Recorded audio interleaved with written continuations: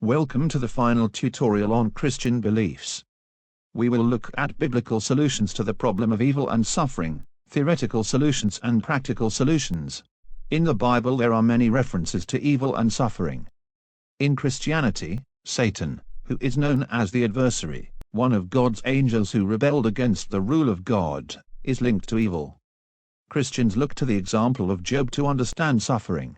Satan said Job was only loyal to God because he had a good life. So God inflicted suffering on Job, including all his family passing away, yet he still stayed loyal.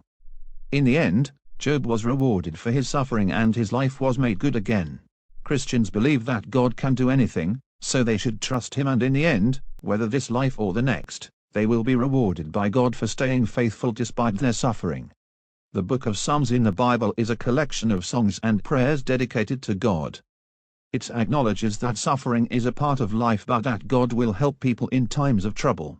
Christians believe that suffering is part of life and they can pray to God to get comfort when they're suffering. They believe God is benevolent but he can't always intervene to stop suffering, so they should still trust God and keep faith in him. They also believe that suffering will one day end, whether in this life or the next. Some people will criticize these arguments though, as they would say that God didn't stop suffering for all people in the Bible. Job got a new family, but that doesn't take away the pain from his first family dying. Also, while the Bible says people should always trust God, it's hard to always do that when people are going through lots of suffering. Christians look for explanations for evil and suffering. They say that moral evil is caused by free will. God cannot be held accountable for the suffering that humans cause with their choices, like war or not sharing resources with those in need. They would also say that life is a test. All people suffer because they are being tested by God.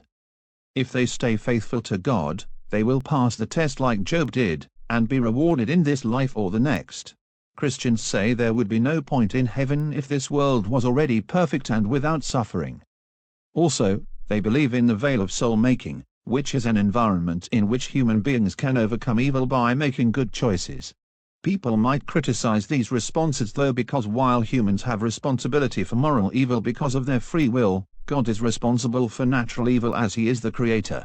Also, some people's suffering is so hard that it's unfair to expect everyone to respond well to the pain they're going through. Christians believe they should pray to God to stop the suffering of others, which is known as intercession. They believe as stewards it is their responsibility to care for others around the world and share resources with them. They also believe they can get involved in charity work, like Christian aid, to stop the suffering of others. Some people would criticize this response though, because practical responses might make suffering better for others, but doesn't solve and stop all suffering.